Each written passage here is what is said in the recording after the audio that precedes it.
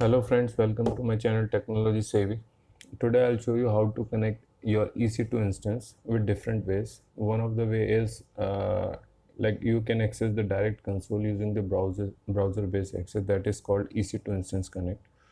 For that you just need to select your instance. Like I am on EC2 dashboard and I'll just select this Linux VM1 and I'll just right click and then connect. The other option is you can select the instance and then on actions you can do the connect.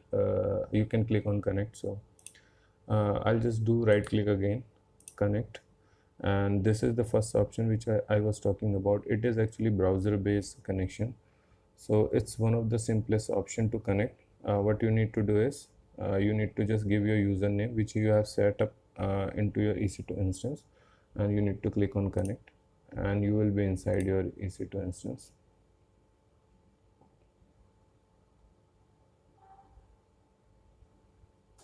Okay, you can see I have connected to my EC2 instance.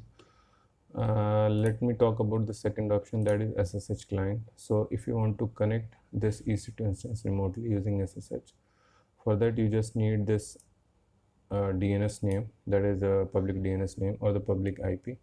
You need to have permissions as 400. If you won't do this, you won't be able to actually access your EC2 instance. I'll show you that. And this is the command actually they have provided you for this particular instance, how to connect it.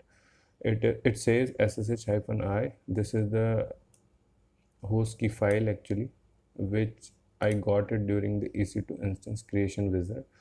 So whenever you create EC2 instance, it will ask you to download this host key file, and it's very important to secure it and download it at that time, otherwise you won't be able to log into your EC2 instance. So let me copy this command first. So this is Linux terminal I have right now. I'll show you with the Linux terminal and from the Windows PuTTY and PowerShell. So let's start with the Linux terminal first. So this is the download directory in which I am currently logged in, and here if you want to see whether I have my PAM file or not, let's see.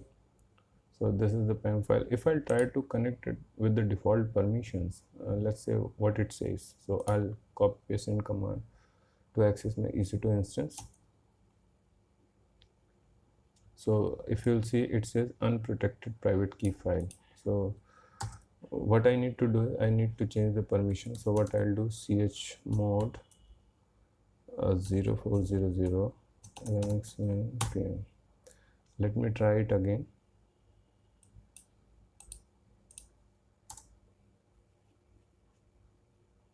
And now you can see I have been logged in.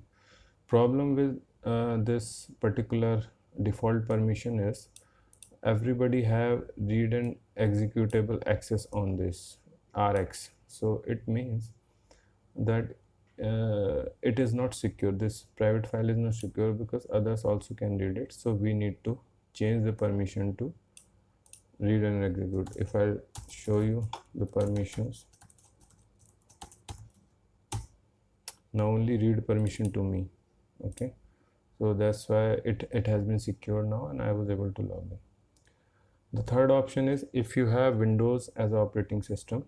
Okay, in that case you can use either use PuTTY or you can use PowerShell to log into this particular instance. Let's go to Windows VM.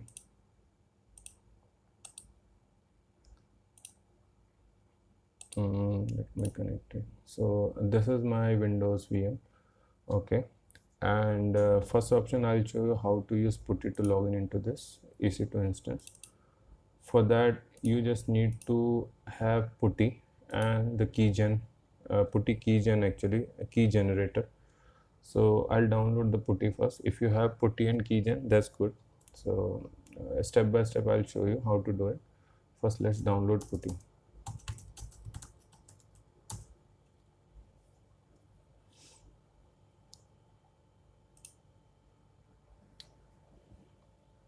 So here I need to download a version specific to my operating system. Save.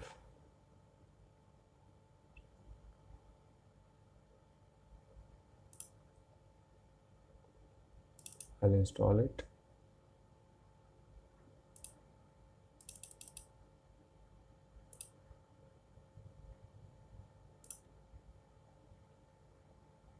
So it's installed. What next I need to do? I need to go to keygen.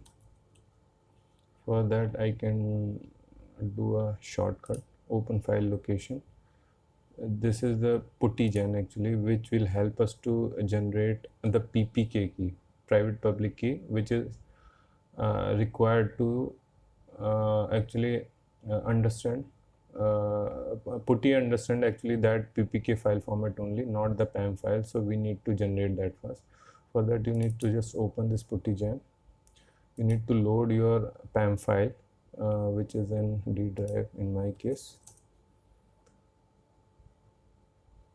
and you won't see it by default because it's showing only the PPK file format. So I need to select all files. Now you can see my PAM file is visible. I'll open it. Okay, just click OK and save private key. You don't need to do much. So it will say, are you sure you want to save without a password? If you want to give any password, that's fine, but I'll keep it without a password. It means my user won't ask any password to me if I'm not giving any password. I'll say yes. Okay, and I'll give the key name, let's say Linux VM1 private. Okay, let's save it. We are done. I'll check whether I have got the file or not. Yes, this file is there. Then second thing you need to do is you need to open Putty session. In the session you need to give either public IP address or the DNS name. So I'll go to my instance. I'll copy this.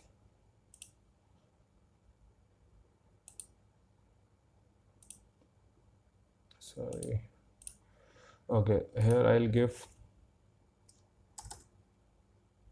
the public DNS name of my instance. It's done. And in the SSH section, this SSH section, I need to give my PPK file, that is private key I have just generated from the PAM file. So I'll go to D drive and I'll import this key. So it's there. Now I'll go to session. I'll say yes, port number should be 22 to connect, and I'll say open. It will give me the security alert. I'll accept that, and in the login just give your username and you will be inside your EC2 instance. You don't need to give password because I have not selected any passphrase over there. So I'm inside my EC2 instance. If you don't want to use Putty, you have Windows 10 or upper version, then you don't need to do all this stuff. You have a very easy option like Linux terminal that you can use PowerShell to get into this VM. Okay, for that you just need to open PowerShell. Open PowerShell as an administrator, run as administrator.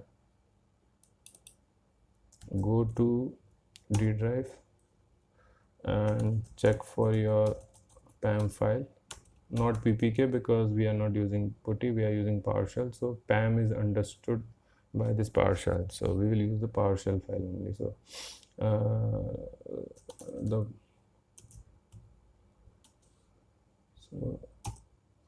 oh, I'm sorry, I'm mad about Linux, so I run ls-ltr, sorry about that. So if you'll see, I have linux vm.pam. Now I just need to run ssh command, which is by default there in PowerShell.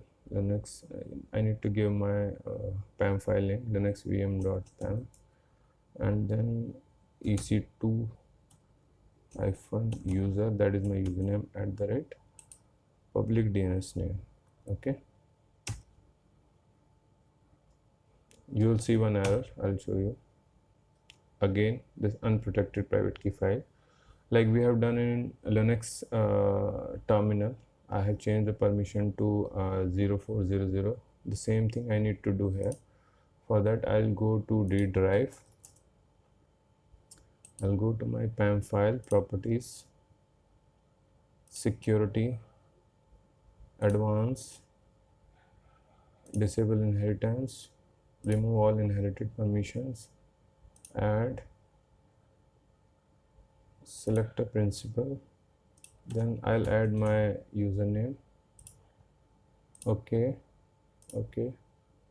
and I need to give all the permissions, full control to this, and nobody else should be accessing this file. So if you'll see, only my user is having all the access, no other user is having access. So now my file is protected, and I'll try to run this command again, and you will see that I'm inside the EC2 instance.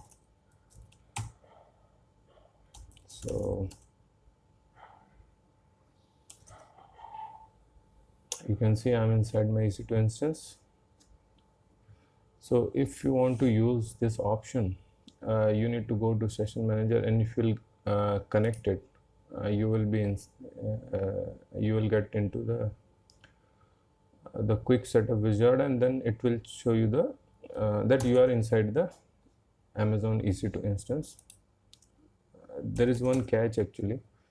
You won't be getting into this so easily because there are some things you need to configure it first. I have configured them, that's why you are able to see them. I'll show you what exactly you need to do. So what I have done is, here you will see that your session initially, if you will see, session manager will give you error that you are not able to connect your instance due to SSM agent is not running. For that, you just need to click on the preference page, or you need to go to the quick setup in the system manager. Okay, AWS system manager, this is the quick setup. You need to come here. If it shows you the error which I told you.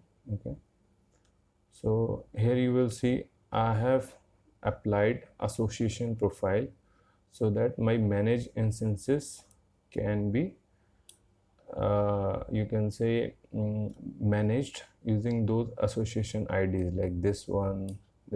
So these are different association IDs for managing the instance, patch compliance, inventory collection. I can enable it for CloudWatch also, SSM agent configuration. So this one is the important section, because due to this association you are not getting error here, and I am able to connect it. If this profile will not be applied, you will get error in session manager that your SSM agent is not running. While in Linux 2 AMI, SSM agent is always default running. You don't need to do anything. You need to associate a profile to system from the system manager to SSM agent configuration. So what you need to do is exactly, I'll show you. You need to go to view details. If you are doing it first time, just go to view details, first quick setup, then the section of SSM agent configuration, and then you will come into this page. When you have not applied it, the status will not be known. So you just need to click on apply association now and apply. Once you will do it, it will be configured, and you will be able to get into this. You will be able to get rid of error, and you can have this button enabled, connect, and you can connect it. So if you want to read more about this session manager, I have included all the details onto my post that is on my site, cloudlinuxtech.com. You can visit the site, and you can have a deep session manager details over there to get all the information about it, about the error, how to get this solved. Everything is mentioned over there. So these are all the options, possible options to connect to EC2 instance. I hope you have liked it and you have enjoyed it. If you liked it, just subscribe to my channel, share and like it. Thank you so much.